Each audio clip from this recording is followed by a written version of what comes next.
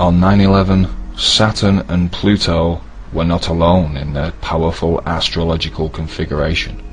The Sun also played its magical part in the skies above the tragic scene below. Saturn and Pluto, opposed in the signs of Gemini and Sagittarius, were joined by the Sun in the sign of Virgo, at 90 degrees, forming an aspect known as a grand T-square. The Sun, astrologically, is said to intensify the existing aspect that it becomes part of, namely the 180-degree opposition between Saturn and Pluto, and seemingly, magically, the Sun's astrological energy intensified this already powerful aspect, creating the total destruction of the massively towering twin structures on an unprecedented scale.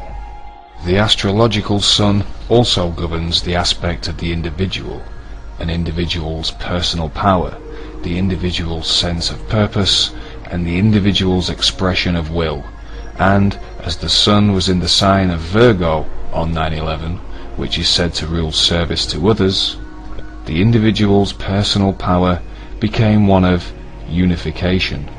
The sense of purpose was to save others' lives, and the expression of will was one of self-sacrifice, with record numbers of the police, ambulance and fire services out in full force, risking life and limb, as well as general members of the public going to great lengths to save the lives of others whilst risking their own.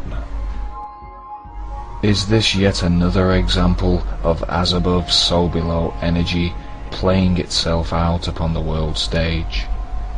Is there something else about these three planets that would suggest to us that some other force had its part to play that day?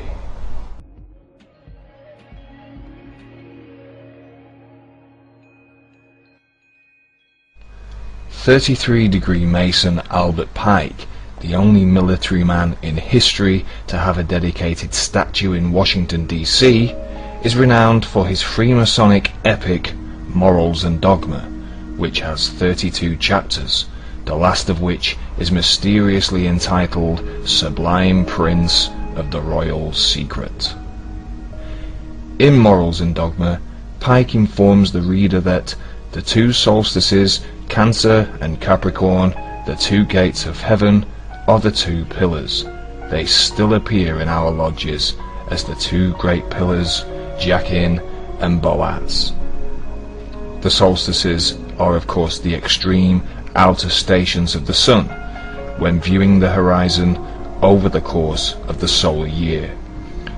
These two stations of the Sun form the northern solstice in Cancer and the southern solstice in Capricorn, and as Pike himself stated, they are represented as the two mysterious Freemasonic pillars, Boaz and Jachin. And as we have seen in previous episodes, these pillars may have been magically represented by the twin towers of 9/11. On the surface, Pike's quote presents us with a setback. The two solstices, and therefore the two pillars, are housed within, according to Pike, the two astrological signs Cancer and Capricorn, and not Gemini and Sagittarius, the signs which so accurately symbolize the qualities of 9/11. However, further on in Morals and Dogma, which coincidentally was republished in 1966, the same year that groundbreaking work began at the World Trade Center site, Pike refers to the Roman scholar Macrobius, renowned for his work entitled Saturnalia. Pike tells us that the galaxy, according to Macrobius, crosses the two opposite points Cancer and Capricorn.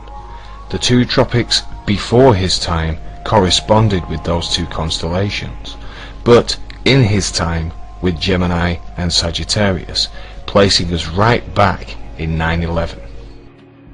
This is because, as Pike informs us of the precession of the equinoxes, a celestial phenomenon which means that because of the Earth's axial wobble, the constellation seen rising in the east during the spring equinox or the point between the solstices, as seen here, moves backwards through the zodiac, so the solstice within Cancer, the northern solstice, would eventually take place with Gemini as its backdrop. Furthermore, in Morals and Dogma, Pike gives us more Freemasonic symbolism that represents the solstices, also known as Boaz and Jachin. He tells the reader that they are also known as two parallel lines which bound the circle with a point in the center, which is an emblem of the sun. The sun, we are told, is also known within Freemasonic circles as the blazing star. The blazing star, Pike continues, or the glory in the center, is an emblem of prudence, an emblem of omniscience, the all-seeing eye, all of which are references to the sun. The blazing star, or sun, is seen here between the two solstices, or Boaz and Jachin, on this Freemasonic tracing board. The blazing star, or glory in the center of Boaz and Jachin, is emblematic of the sun and the solstices. The blazing star, according to Pike, is an emblem of prudence, which astrologically is a quality of Virgo, and the sun was in the very same sign, Virgo, directly within the center of Pike's reconsidered solstices, Gemini and Sagittarius, on 9/11/2001. Is all this just coincidence, synchronicity, magical synergy, or the evidence of some secret symbolic ritualization of the skies on 9/11? A further look at our three celestial wonders reveals more magical correlations, this time with our multi-symbolic magical map of consciousness, the Kabbalah. As we have previously noted, the spheres, or Sephira, are each ruled by a planet, and the Sun, Saturn, and Pluto are once again mysteriously directly connected upon the Tree of Life, as seen here, with all three planets being directly linked by the magical pathways that connect the spheres. These pathways are each ruled by a tarot card, and the plot definitely thickens when we discover that the path that links Saturn and Pluto is the Magician, our old friend from episode 1, with his by now very familiar as above so below arm positioning. The path linking Saturn and the Sun is the Lover's card, or the Tarot's representation of Gemini, the twins, the sign in which our planet of structure was placed, and the path linking the Sun with Pluto is none other than the High Priestess, guardian of the mysteries, who also sits between our old friends Boaz and Jachin.